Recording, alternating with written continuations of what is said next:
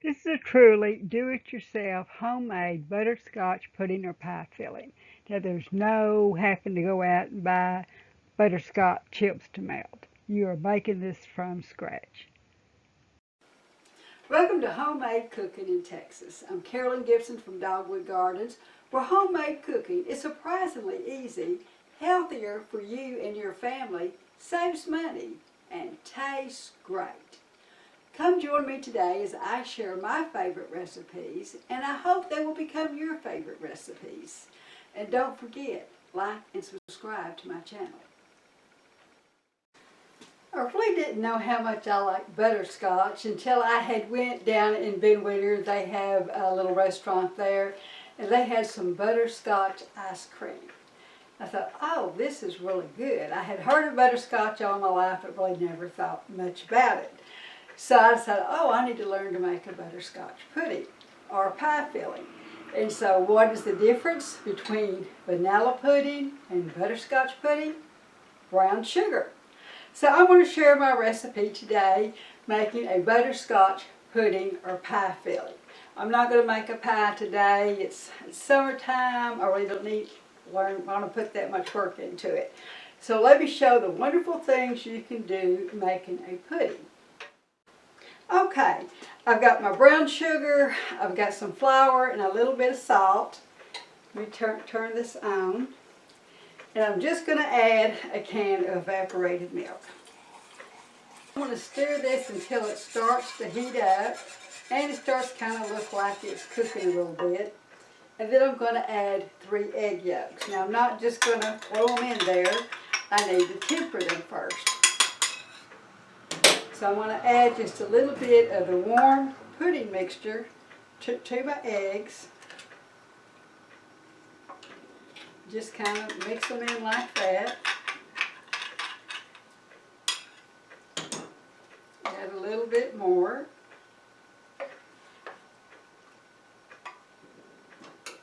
Now if I didn't temper these eggs first, I would likely have scrambled eggs in my pudding. Okay, that looks pretty good. I'll just put that in there. And now I'm going to cook this, constantly stirring until it gets bubbly, and let it cook for maybe 5 minutes. Okay, it's really getting bubbly now and really getting thick. I hope you can kind of see it there. But I want to cook it for another minute. Give it a chance to really thicken up. Okay, you can kind of see how thick that is, and it will get thicker when it cools off. So I'm going to take it off the heat. Okay, now this is called butterscotch, so I'm going to add some butter to it.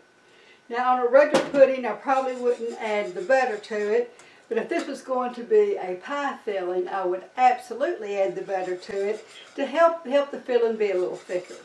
So I'm going to melt that in.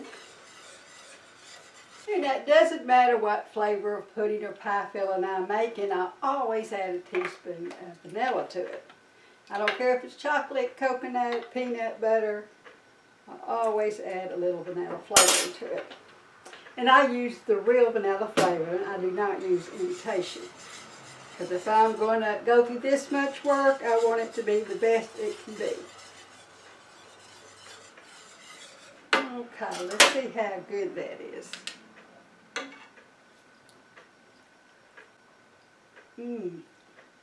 Now that is really good. Now, that is good enough by itself, but let's kick it up a notch. I'm going to add a shot of Butterscotch Schnapps to this. And that ought to just really take it over the edge.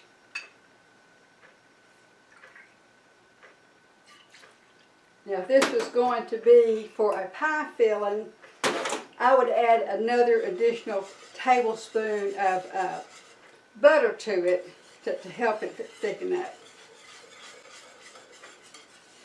Oh, you just can't believe how good that smells.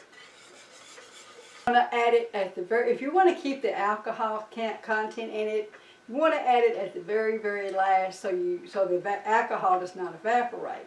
Now, if you're worried about the alcohol in it, add it while it's still hot, and the alcohol will evaporate. Now, I could pour this in one big bowl, but I'm really into portion control, so I'm going to divide this between some cups. Okay, now I've set these in the refrigerator to let them cool off. But, you know, that looks pretty, even though it's good, it looks pretty plain by itself. How about if we add a few nuts to it? And what is pudding without a little whipped cream? Now, doesn't that look absolutely yummy? But wait, I'm not through yet. I'm going to take it to the next level. How about a pecan praline topping? Look at that. Put a little of that on top, and nobody will miss the fact that you didn't make a pie. Now let me show you how I made this yummy pecan praline topping. A pecan praline topping just takes any dessert to the next level. You can stir it into your vanilla ice cream and you've got pecan praline ice cream. You can top your puddings with it, your pies with it. It's so easy to make and makes such a difference in your dessert. Now I'm starting off with 2 tablespoons of melted butter. And I'm just going to add a 1/3 cup of brown sugar. And I'm just going to kind of get that going in there.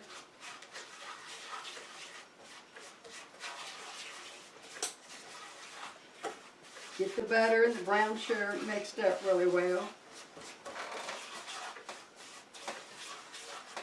And then add my chopped pecan.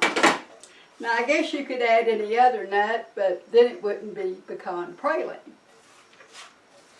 Now I'm just going to stir this up and keep it cooking. I want these nuts to kind of get a little toasty.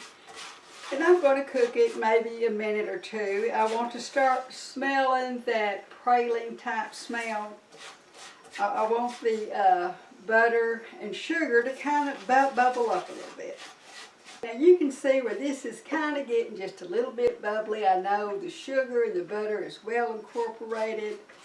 The pecans have been toasted just a little bit. Then I'm just going to spread this out on some wax paper and let it cool off. Okay, you can see it has cooled off where I can handle it. I can just crumble it over anything I want to crumble it on. I'm going to just store it in a sealed container in the refrigerator, and whenever I need it, it'll be right there. And it just tastes great. Okay, now this is really, really sweet. Now when it's made into a pie, the meringue and the pie crust offsets the sweetness. But as a pudding, it absolutely needs to be served cold, and it really needs the whipped cream or whipped topping to offset the sweetness. So it might be better to serve it in a shallow bowl than in a cup like I did, so more of it could be topped with more of the whipped cream. Oh, did you notice the scarf around my neck? This is called a kitchen boa. It is a dish towel that you hang around your neck. It is always right there where you need it to wipe your hands, and I will post a link in the description bar for it. Thank you so much for joining me today at Homemade Cooking in Texas. These are my favorite recipes, and I hope they will become yours. Now, if you enjoy these recipes, please like and subscribe so you can see more of these type recipes. We have been making a full-time living here on our organic farm since 1991. We need your support to continue our small family farm by liking and subscribing to our channel. Thank you so much.